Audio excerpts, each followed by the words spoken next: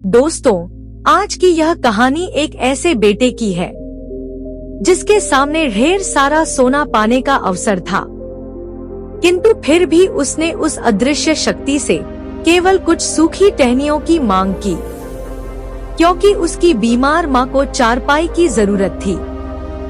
दोस्तों, यह कहानी केवल धार्मिक ही नहीं बल्कि बहुत ही ज्ञानवर्धक और रोमांचक भी है, इसलिए इस कहानी को अंत तक जरूर सुनना।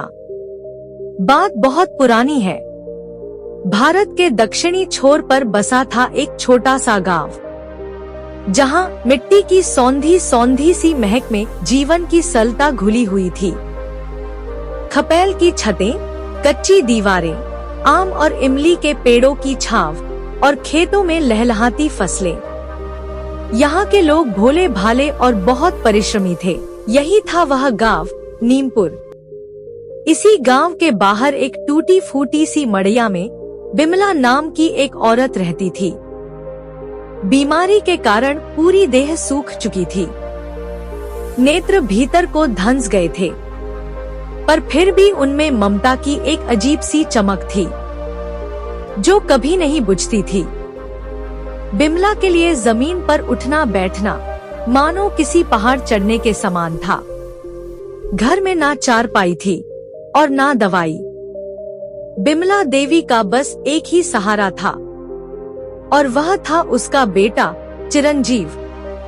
बेटा ऐसा गुणवान कि जैसा उसका नाम बिल्कुल वैसा ही स्वभाव। लंबा और गठीला शरीर, सांवला रंग जो धूप में और अधिक दमकता था। उसके मुख पर कोई चालाकी नहीं थी, पर चिरंजीव की एक ऐसी विशेषता थी जो उसे सबसे अलग करती थी।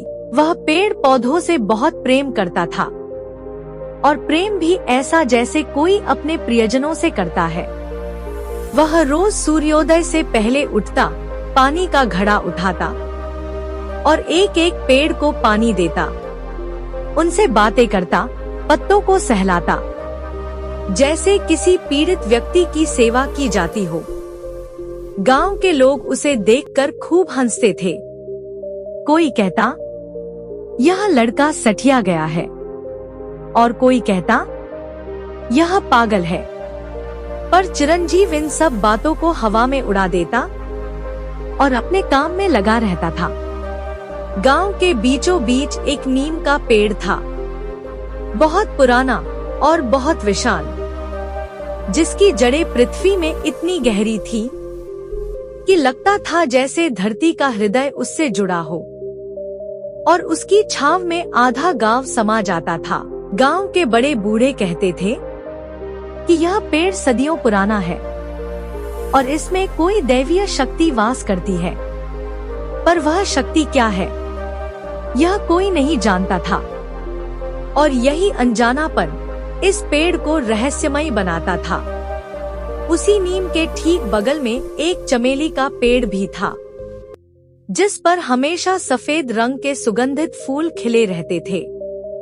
गांव की स्त्रियां कहती थीं कि रात को उस पेड़ के निकट एक अजीब सी रोशनी दिखाई पड़ती है। उस चमेली के पेड़ का रहस्य भी सारे गांव में कोई नहीं जानता था। उसी गांव में रहता था सेठ रामलाल। स्थूल शरीर, लालच से चमकता मुख और नेत्रों में सदा एक गणना चलती रहती थी। वह हमेशा इसी फिराक में रहता था कि किसकी कमजोरी से क्या लाभ उठाया जा सकता है। एक दिन संध्या के समय, जब सूर्य पश्चिम में ढलने लगा था, चिरंजीव अपनी अम्मा के पास आकर बैठा। बिमला देवी एक पुरानी चादर पर लेटी थी। उनके मुख पर वेदना की लकीरें थी। चिरंजीव ने उनका हाथ सहलाया। उसका हृदय भारी था, क्योंकि अम्मा को चारपाई चाहिए थी, पर पैसे कहां से आते। रात गहरी होती गई। बिमला देवी की आंख लग गई, और चिरंजीव उठकर नीम के पेड़ के पास गया और उससे कमर लगाकर बैठ गया। ना जाने क्यों उसे उस पेड़ के पास जाकर अपार शांति मिलती थी। रात का तीसरा पहर था। आकाश में तारे टिमटिमा रहे थे। सारा गांव सो चुका था।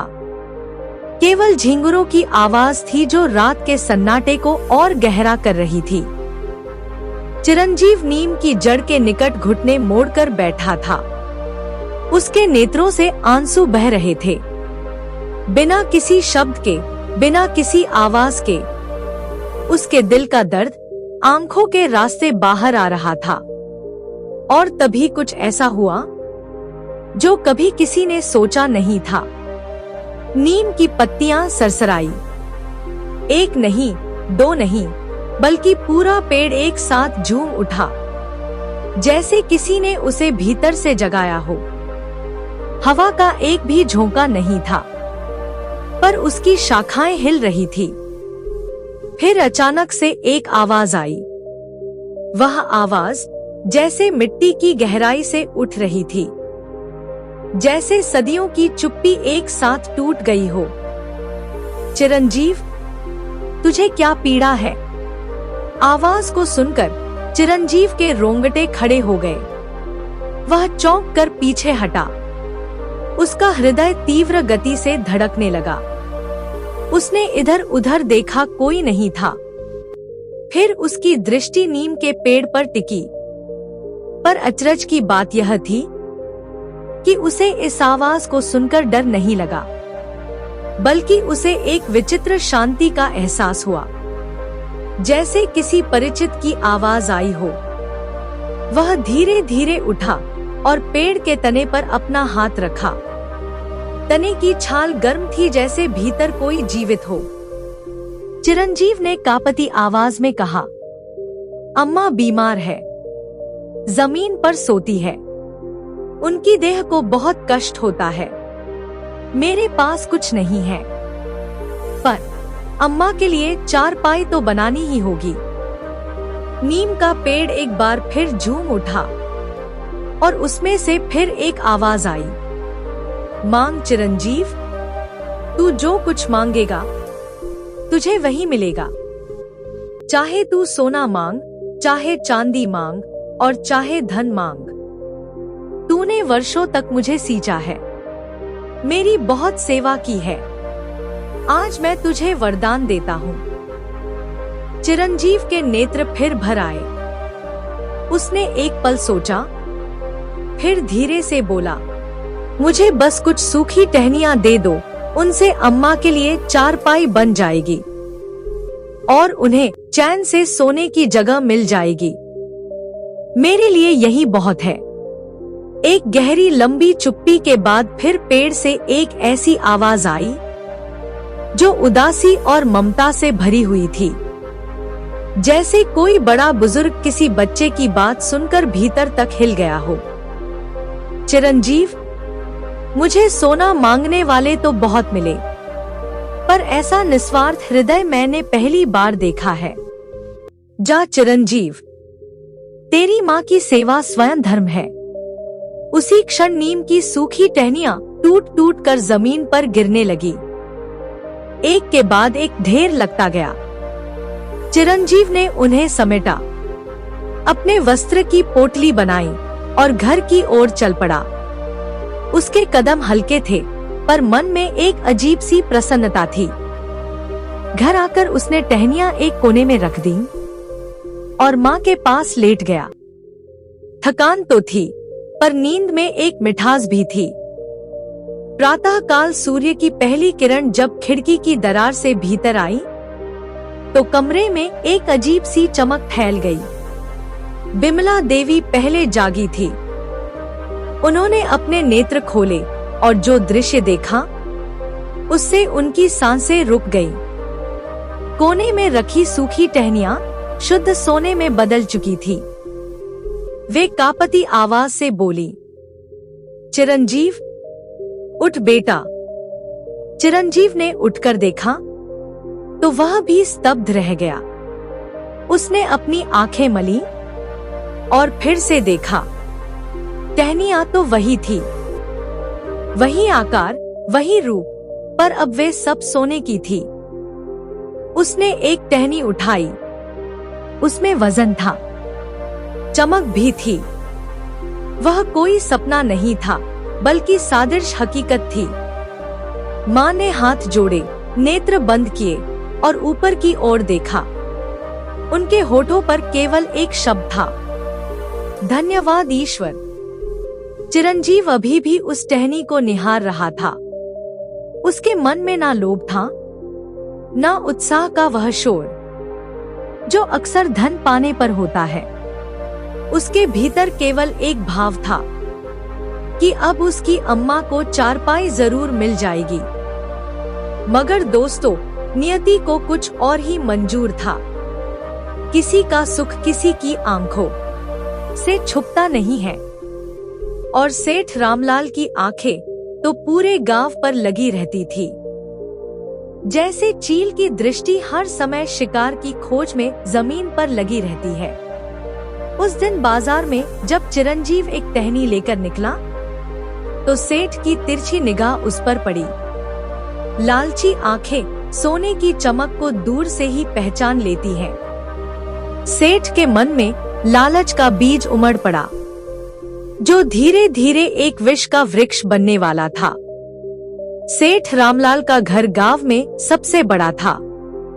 ऊंची दीवारें, चौड़ा आंगन और धन से भरी तिजोरियां। लेकिन दोस्तों, जिस मनुष्य के भीतर संतोष नहीं होता, उसके लिए सारी दुनिया का धन भी कम पड़ता है। सेठ रामलाल उस रात सो नहीं सका। जैसे ही उसकी आंखें बंद होती तो सोने की टहनी की चमक सामने आ जाती। सारी रात उसके मन में एक ही प्रश्न घूमता रहा, आखिर चिरंजीव के पास यह सोना आया कहां से? प्रातः काल उठते ही उसने अपने मुनीम को बुलाकर उसे सख्त आदेश दिया कि चिरंजीव की हर गतिविधि पर नजर रखी जाए। सेठ का लालच अब एक योजना का रूप लेने लगा था। जो मनुष्य धन के लिए अपना विवेक बेच देता है, वह अपने ही हाथों अपना सर्वनाश कर बैठता है। पर उस लालची सेठ को यह कहां दिखता था। उसी दोपहर सेठ रामलाल चिरंजीव के घर पहुंचा। चेहरे पर तो मीठी मुस्कान थी, पर अंतर्मन में सर्प का विष समाया था। उसने बिमला देवी को प्रणाम किया और चिरंजीव की पीठ थपथपाते हुए बोला, अरे भाई चिरंजीव, सुना है तुम बहुत मेहनती हो। आज मेरे मन में आया कि पड़ोसी के कुछ काम आऊं। चिरंजीव बहुत सीधा साधा और निश्चल था।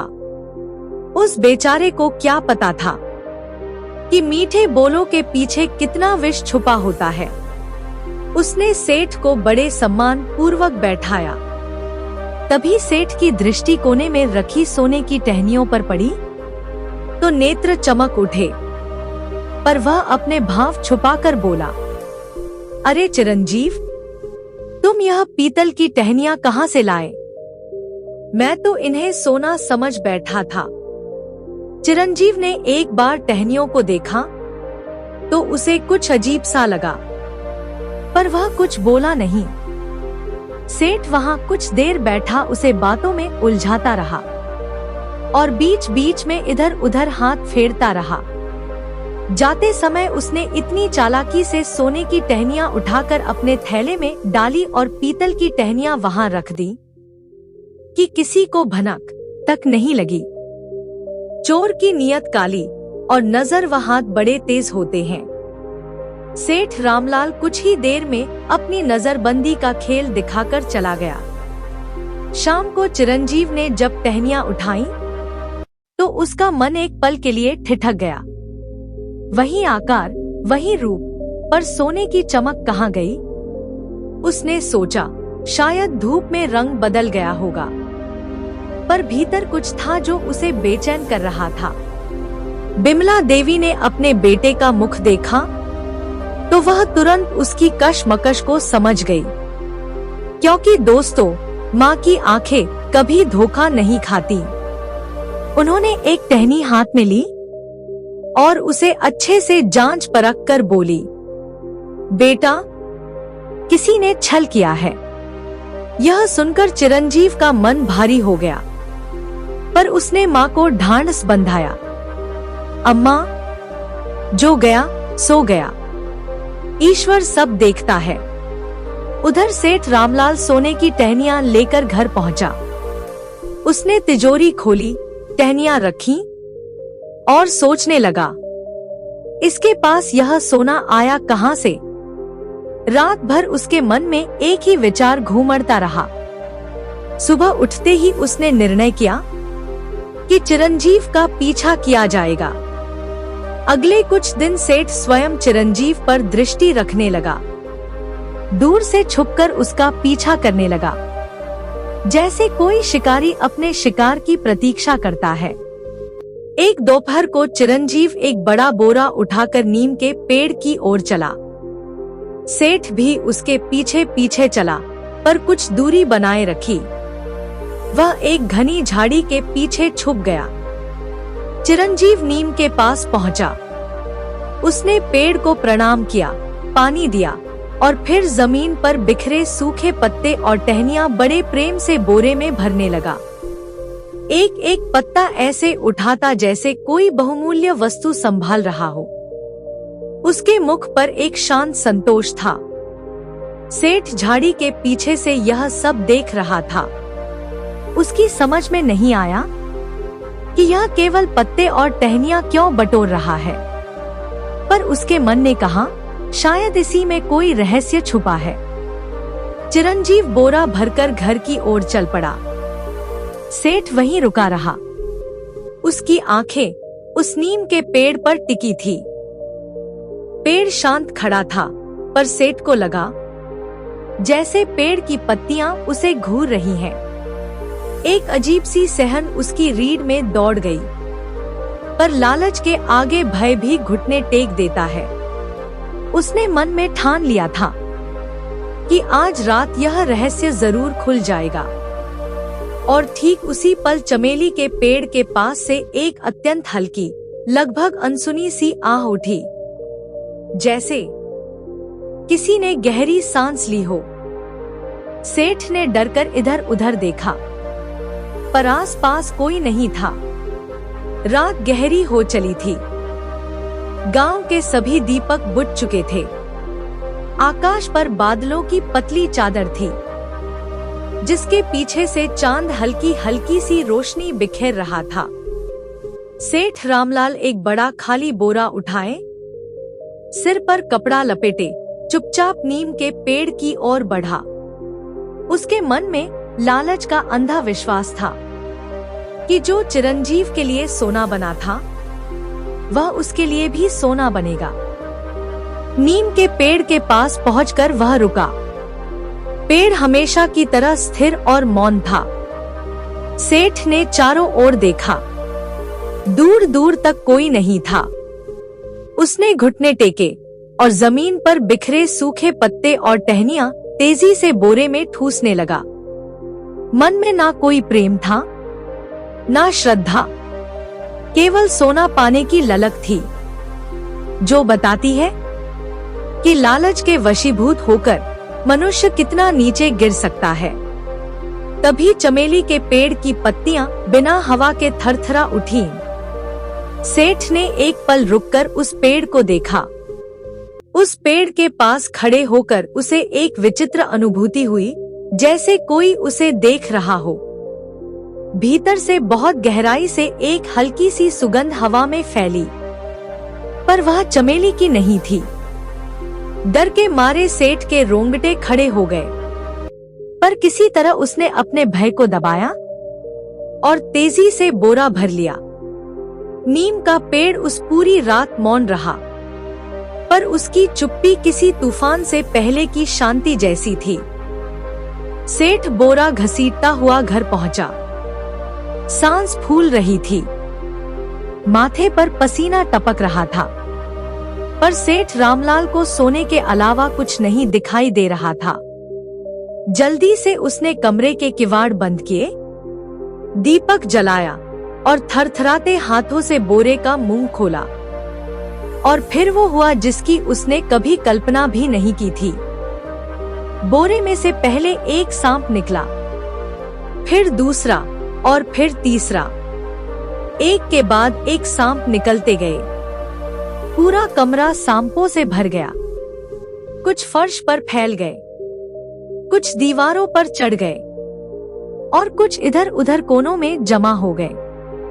उनके फन उठे थे, फुंकार भी थी, पर कोई सेठ पर झपटा नहीं। वे बस उसे घेरे हुए थे, जैसे न्यायालय में अपराधी को चारों ओर से घेर लिया जाता है। सेठ चीख भी नहीं सका, जैसे उन्होंने उसकी आवाज ही छीन ली हो। वो कमरे के बीचों बीच एक खंभे की तरह खड़ा रहा, कांपता हुआ, पसीने में डूबा हुआ। बस उसकी आंखें बंद हो जाती और फिर खुल जाती हर बार जब वह देखता।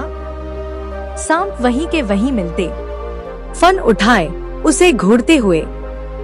वह पूरी रात सेठ ने जागते हुए बिताई। नींद तो कैसे आती, उसे सांसें ही मुश्किल से आ रही थी। आज उसके मन में उन सभी छलों की स्मृति आई जो उसने जीवन भर किए थे। जिस धन पर उसे इतना अभिमान था, वह उस रात उसे बचाने नहीं आया।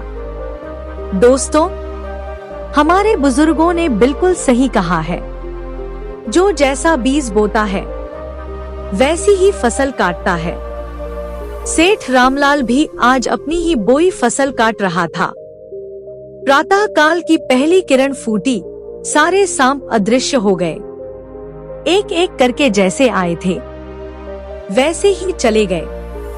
ना कोई चिन्ह, ना कोई निशान। सेठ वहीं फर्श पर गिर गया। उसका शरीर टूटा हुआ था, पर उससे भी अधिक उसका अहंकार टूटा था। वह जोर जोर से रोने लगा, जैसे वर्षों की कठोरता पिघलकर बाहर आ रही हो। जो व्यक्ति घमंड के मारे कभी किसी के आगे नहीं झुका, वह आज टूटा पड़ा था। उसी दिन सूर्य के मध्याकाश में आने से पहले सेठ रामलाल चिरंजीव के द्वार पर खड़ा था। हाथ में सोने की वही टहनियां थी जो उसने चिरंजीव के यहाँ से चुराई थी। मुख पर लज्जा थी और आंखों में आंसू। चिरंजीव ने द्वार खोला और सेठ को देखकर ठिठक गया। सेठ बिना कुछ कहे घुटनों पर बैठ गया और दोनों हाथों से लकड़ियां आगे रखकर सिर नीचा करके बोला, बेटा, मैंने तुम्हारे साथ छल किया था, मुझे क्षमा कर दो। कमला देवी भीतर से निकली और यह दृश्य देखकर मौन खड़ी रही। उनके नेत्रों में ना क्रोध था और ना विजय का भाव, केवल एक गहरी करुणा थी। चिरंजीव ने सेठ का हाथ थाम कर उठाया और बोला, उठिए सेठ जी, जो हो गया सो हो गया, पर आज मुझे एक वचन दो कि अब किसी पेड़ को कभी हानि नहीं पहुंचाओगे। सेठ की आंखों से अश्रु बह निकले। उसने सिर हिलाया और ठीक उसी क्षण दूर चमेली के पेड़ पर एक फूल खिला, श्वेत, कोमल, सुगंधित, जैसे कोई भीतर से प्रसन्न हो उठा हो। उस दिन के बाद से चिरंजीव के जीवन में एक विचित्र परिवर्तन आने लगा। सेठ ने वचन निभाया और धीरे धीरे गांव के पेड़ों की देखभाल करने लगा। माँ की चारपाई बन चुकी थी। बिमला देवी पहली बार वर्षों बाद किसी सुखद आधार पर लेटी थी और उनके मुख पर जो तृप्ति थी, वह चिरंजीव के लिए सारे संसार के धन से बढ़कर थी।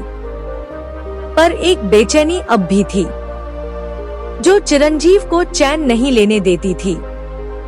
वह बेचैनी उस चमेली के पेड़ के कारण थी। जब भी वह उस पेड़ को पानी देता तो उसे ऐसा लगता जैसे कोई उसे देख रहा है। पत्तियां हिलती पर हवा नहीं होती। फूलों की सुगंध अचानक तीव्र हो जाती, जैसे कोई निकट आ गया हो। और कभी कभी बस एक क्षण के लिए उसे ऐसा लगता जैसे किसी ने उसका हाथ छुआ है, पर देखने पर कोई नहीं होता। रात को सपने भी आने लगे थे। एक सुंदर मुख, दो गहरी आंखें जिनमें सदियों की प्यास थी, और होठों पर एक ऐसी मुस्कान जो एक साथ सुख और विषाद से भरी थी। चिरंजीव सुबह उठता तो वह चेहरा उसे अच्छे से याद रहता, पर नाम नहीं जानता था। एक रात की बात है, चांद पूरा निकला था। उसकी चांदनी में नीमपुर का वह कोना, जहां नीम और चमेली के पेड़ खड़े थे, किसी स्वप्न लोक जैसा दिखता था। चिरंजीव ना जाने किस खिंचाव से उठा और उन पेड़ों की तरफ चल पड़ा, जैसे कोई अदृश्य धागा उसे खींच रहा हो। वो चमेली के पेड़ के पास पहुंचा और रुक गया। तब उसने देखा कि पेड़ के पास चांदनी में एक आकृति थी, लंबे केश जो हवा में हल्के से उड़ रहे थे, और एक ऐसा मुख जो किसी चित्रकार की सर्वश्रेष्ठ कृति को भी लज्जित कर दे। वह वही मुख था जो उसके स्वप्न में आता था। चिरंजीव का हृदय एक पल के लिए रुका, फिर तेजी से धड़का। चिरंजीव ने कांपती आवाज में पूछा, तुम कौन हो? आकृति ने धीरे से कहा, मैं वही हूँ जिसे तुमने वर्षों तक सींचा है, बिना किसी से पूछे, बिना किसी प्रतिफल की चाह के। मेरा नाम सुंदरी है। सुंदरी। चिरंजीव ने मन में वह नाम दोहराया। नाम भी बिल्कुल उसके रूप जैसा ही था, सुंदर और अर्थपूर्ण। सुंदरी ने उसे अपनी पूरी कथा सुनाई। वह प्राचीन राज्य की एक राजकुमारी थी। एक दुष्ट तांत्रिक ने उसे और उसके राज्य के राजा को, जो अब नीम और चमेली के पेड़ के रूप में खड़े थे, दोनों को एक साथ श्राप दिया था। और वह श्राप यह था कि जब तक कोई मनुष्य निस्वार्थ भाव से उन दोनों के लिए एक साथ कुछ करेगा, तभी उनकी मुक्ति होगी। सुंदरी सदियों से प्यासी थी और चिरंजीव पहला मनुष्य था जिसने उसे निस्वार्थ भाव से सींचा था। चिरंजीव मौन खड़ा सुनता रहा। उसके नेत्र भर आए। उस रात दोनों बहुत देर तक बातें करते रहे। चांद धीरे धीरे पश्चिम की ओर झुकता रहा। जब चिरंजीव घर लौटा तो आकाश में भोर की लालिमा फैलने लगी थी। उस रात के बाद से सुंदरी हर रोज उसकी प्रतीक्षा करने लगी और चिरंजीव रोज वहां जाने लगा। धीरे धीरे सुंदरी के भीतर एक अनुभूति जन्म लेने लगी। जब वह नहीं आता तो पेड़ की पत्तियां मुरझाने लगती। जब वह पानी देता तो समूचा पेड़ खिल उठता। वह प्रतीक्षा करती। चिरंजीव भी अनजाने बंधन में बंध चुका था। वो सुंदरी को देखता तो मन में एक ऐसी शांति उतरती जैसे वर्षों की थकान पल भर में उतर जाए। पर इस सुख की आयु अधिक नहीं थी, क्योंकि सेठ रामलाल की आंखें अब भी खुली थी। एक रात सेठ ने चोरी छुपे यह सब देख लिया। सुंदरी का रूप देखकर उसके भीतर एक नई चाहत जागी, एक ऐसी चाहत जो उसके पुराने लालच से भी अधिक खतरनाक थी।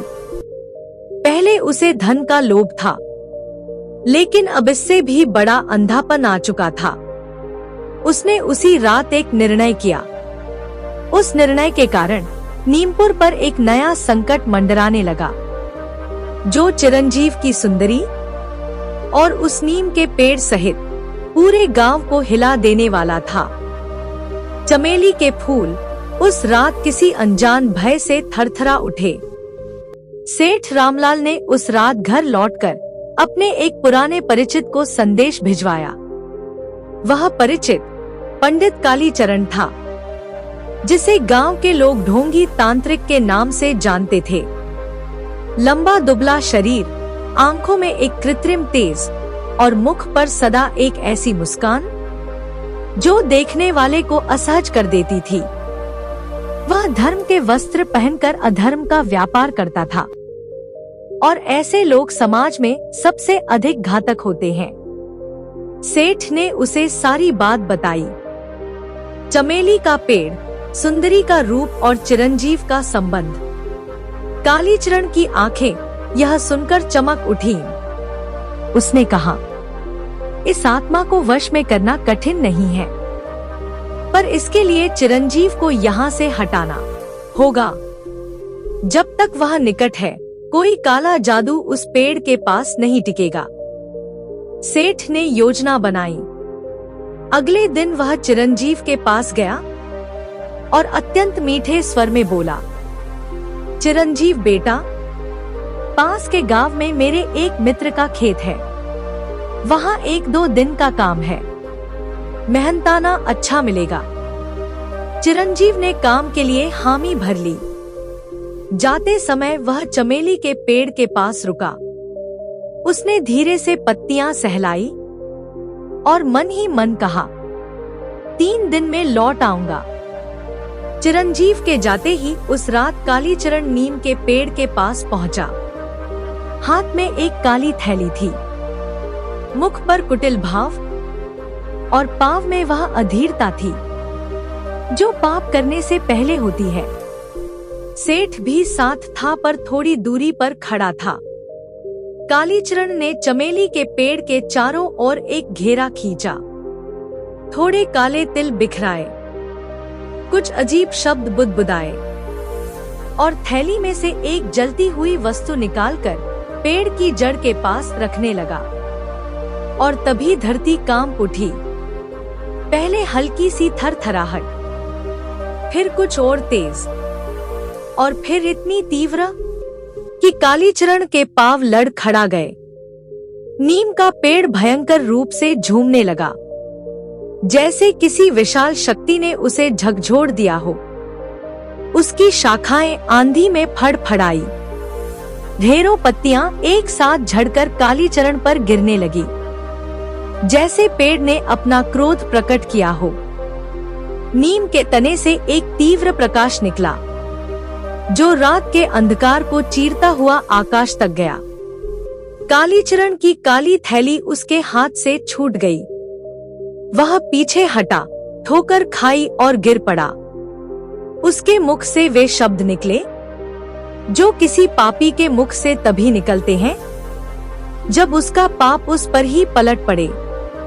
सेठ ने यह सब देखा और सीधे दौड़ लगा दी। रात के अंधेरे में गुमराह होकर जंगल की तरफ ही निकल गया, जहां ना कोई रास्ता दिखाई देता था, ना कोई दिशा जान पड़ती थी। सारे पेड़ मिलकर जैसे उसका मार्ग रोक रहे थे। वह जिस ओर भी जाता, शाखाएं आड़े आ जाती। वह जंगल में भटक गया। उधर चमेली के पेड़ से करुण आवाज उठी, जैसे कोई भीतर से चीख रहा हो। सुंदरी भयभीत थी, व्याकुल थी। उसने उस रात सपने में चिरंजीव को पुकारा और उधर 3 कोस दूर एक खेत की मड़ैया में सोया चिरंजीव अचानक उठ बैठा। उसका हृदय तेजी से धड़क रहा था। आंखें खुली तो सामने केवल अंधकार था, पर मन में एक ही बात थी, चमेली का पेड़ और वह सुंदरी। वह झट से उठा और रात के अंधकार में 3 कोस की राह तेज कदमों से खींचते चला। कांटे चुभे, पत्थर लगे, पर उसके पांव नहीं रुके। गांव पहुंचते पहुंचते भोर होने में थोड़ा समय था। चिरंजीव जंगल की ओर से आ रहा था, जहां सेठ रामलाल भटक रहा था। सेठ को किसी के कदमों की आहट सुनाई दी, तो उसने कांपती सी आवाज में पुकारा। चिरंजीव आवाज की दिशा में आगे बढ़ा और सेठ को ढूंढ निकाला। सेठ की अवस्था देखकर मन पसीज गया। वह कांप रहा था, वस्त्र फटे हुए थे, मुख पर भय की ऐसी छाप थी जो रात भर की यातना की गवाही दे रही थी। चिरंजीव ने उसका हाथ थामा और उसे जंगल से बाहर लेकर आया। यही वह क्षण था, यही वह निस्वार्थ कर्म था जिसकी प्रतीक्षा सदियों से थी। जिस शत्रु ने उसे धोखा दिया, जिसने उसके प्रेम को मिटाने की कोशिश की। उसी को चिरंजीव ने अंधेरे जंगल से बाहर निकाला, बिना किसी प्रतिशोध के, बिना किसी शर्त के। नीम और चमेली का पेड़ दोनों एक साथ एक तीव्र प्रकाश से भर उठे। आकाश में सूर्योदय हो रहा था और उस सुनहरी आभा में दोनों पेड़ जगमगा उठे। धरती एक बार फिर कांपी, पर इस बार उस कांपन में क्रोध नहीं था, बल्कि सदियों से शापित दो आत्माओं की मुक्ति थी। आज उस दुष्ट तांत्रिक का श्राप टूट रहा था। आज वह सुनहरी भोर थी जो नीमपुर के लोगों ने शायद पहले कभी नहीं देखी थी। सूर्य की किरणें जैसे उस दिन थोड़ी अधिक कोमल थी। हवा में चमेली की ऐसी सुगंध थी जो भीतर तक उतर जाए, और उन दोनों पेड़ों से निकलता वह सुनहरा प्रकाश आकाश में ऐसे फैल रहा था जैसे किसी ने दीपों की पूरी माला एक साथ जला दी हो। चिरंजीव सेठ का हाथ थामे खड़ा था, उसकी आंखें उन दोनों पेड़ों पर थी। तभी नीम के पेड़ का प्रकाश एक साथ भूमि पर उतरा। एक आकृति प्रकट हुई, वृत्त, गरिमामयी, श्वेत वस्त्र, माथे पर तेज और नेत्रों में सदियों की थकान के बाद की वह तृप्ति जो मुक्ति मिलने पर आती है। वो शापित राजा था जो नीम के पेड़ का रूप धरकर युगों से खड़ा प्रतीक्षा कर रहा था। राजा ने चिरंजीव को देखा और उसके नेत्र भर आए। उन्होंने कहा, चिरंजीव, तेरे पिता ने इस मार्ग पर पहला कदम रखा था, पर वह पूरा ना कर सके। तूने उनका अधूरा संकल्प पूरा किया। चिरंजीव स्तब्ध रह गया। पिता का नाम सुनते ही उसकी छाती भारी हो गई। वह पिता जो बचपन में ही चले गए थे, वे भी इस कथा का भाग थे। सच में पुण्य की जड़ें कितनी गहरी होती है, यह उस क्षण उसे समझ आया था। और तभी चमेली के पेड़ से वह प्रकाश उतरा जो राजकुमारी सुंदरी की आत्मा थी। पर आज वह कोई आत्मा नहीं, बल्कि पूर्णतः जीवित थी। श्वेत वस्त्र, केशों में चमेली के फूल, पूर्णतः मानवीय शरीर, और वे गहरी आंखें जिनमें अब प्यास नहीं थी, बल्कि परी तरह तृप्ति थी। वह चिरंजीव के सामने आकर खड़ी हो गई और उसके नेत्रों से अश्रु बह निकले। वह बोली, मुझे सदियों से तुम्हारी प्रतीक्षा थी। तुमने जाना भी नहीं और मुझे जीवन दे दिया। चिरंजीव के होठ कांपे, पर वह कुछ बोल नहीं सका। सच ही है दोस्तों, प्रेम जब सच्चा होता है तो शब्द कम पड़ जाते हैं। उसी क्षण बिमला देवी भी वहां आ पहुंची। उन्होंने सुंदरी को देखा, फिर अपनी दोनों बाहें फैला दी। सुंदरी दौड़कर उनसे लिपट गई, जैसे सदियों की अनाथ आत्मा को माँ के आंचल की छाव मिल गई हो। गांव धीरे धीरे जागने लगा था। लोग उस अद्भुत प्रकाश की ओर खींचे आ रहे थे। जब उन्होंने यह सब देखा तो कुछ की आंखें फटी रह गईं। कुछ ने हाथ जोड़ लिए और कुछ के नेत्रों से अश्रु बह निकले। वृद्ध राजा ने चिरंजीव और सुंदरी का विवाह उसी भोर में संपन्न करा दिया। नीम की शाखाएं मंडप बनी, चमेली के फूल वर्षा की तरह बरसे और धरती ने उन दोनों का स्वागत किया। सेठ रामलाल वहीं एक कोने में खड़ा था। उसके मुख पर अपराध बोध था। इधर कमला देवी अब उस चारपाई पर सोती है जो सोने की टहनियों से बनी है। जब भी वह उस पर लेटती है, उनके मुख पर वह मुस्कान आती है जो पूरी जिंदगी की कमाई से भी नहीं आती। दोस्तों, इस कहानी का केवल एक ही सार है कि टहनियां सोना बने या ना बने, लेकिन अच्छे संस्कार हमेशा सोना बनकर चमकते हैं। कहानी अच्छी लगी हो तो वीडियो को लाइक करके हाइप जरूर कीजिएगा। धन्यवाद दोस्तों।